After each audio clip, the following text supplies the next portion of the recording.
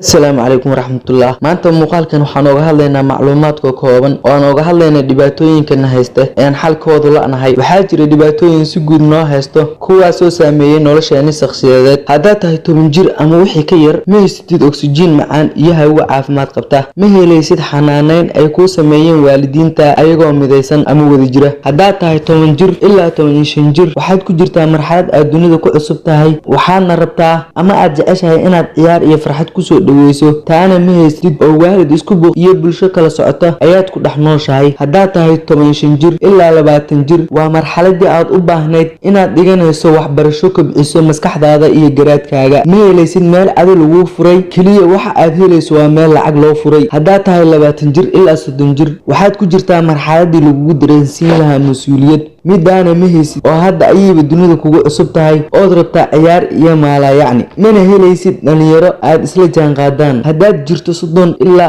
40 waxaad ku jirtaa marxaladii aad kafaala qaadi lahayd naftaada iyo tan waalidkaaga balse ma haysid shaqo iyo awoodii aad ku fulin lahayd oogana xoroobi lahayd canjeerada hooyada maadana helin beer la abuuray oo gurasho kaaga baahan waa wadan dhisan hadaa tahay 40 jir ilaa 80 jir waxaad ku jirtaa marxaladii hogaaminta iyo talinta balse midaa ma haysatid oo waxaad hortaagan tahay siyaasiyiin kale oo caqabad ku ah ama wadaado kale oo caqabad aad isku tihiin ama qoyskii aad mas'uulka ka ahayd misana aan kugu qadarinaynin mana helaysid nolol raaxo leh intaaba waxaa dheer qaraxyada iyo dhibaatooyinka kale dhammaanteen waxaana saameeyay burburka dawladnimo maxaa sababay hadaba ilaahay wuxuu leeyahay وما أصابكم من مصيبة فبما كسبت أيديكم ويعفو عن كثير مصيبة إذن ما أصيبته إلا وحي أدقمين كو أبورتين ماهاني وحقو ألي إذن كأفينيو أيانا كتر بدن هدي أن ألي الرسول كيسا أدعي وينو ونوناق كجت سنو وحادو ميسا أودينا إلهي وحليهي وأدعي الله ورسوله ولا تنازعوا فتفشلوا وتذهب ريحكم ألي الرسول كيسا أدعي وهايس خلافنا يينا فشل منه وإن أودينا نتجيني haday awoodeena lunto maxaa dhacaya hadaba jawaabtu waxaan siinay rasuulkeena oo leh ummadaha ayaa iskugu keenyeernayo sida marka cuntada la cunayo la iskugu yeerto oo kale midba wuxuu yiri oo ma yeernayo markaas rasuulkii allow rasuulku wuxuu yiri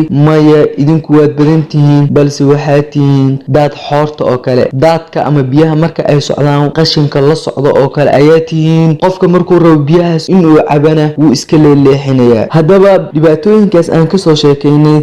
uga bixi karnaa inna allaha la yughayyiru ma biqawmin hatta yughayyiru ma bi anfusihim aan nafteena bedelno allowna saacidaya guul ayaynu gaari doonaaye qof walba naftiisa ha ka bilaabo oo ha bedelo adi bedel naftaada ani aan bedelo nafteyda kula tali saaxiibka iyo asxaabtaada dhamaantood inay isbedel sameeyaan oo ay la ka baqaan loona laabto cibaadada toobadna la imaado waxaan gaari doonaa guul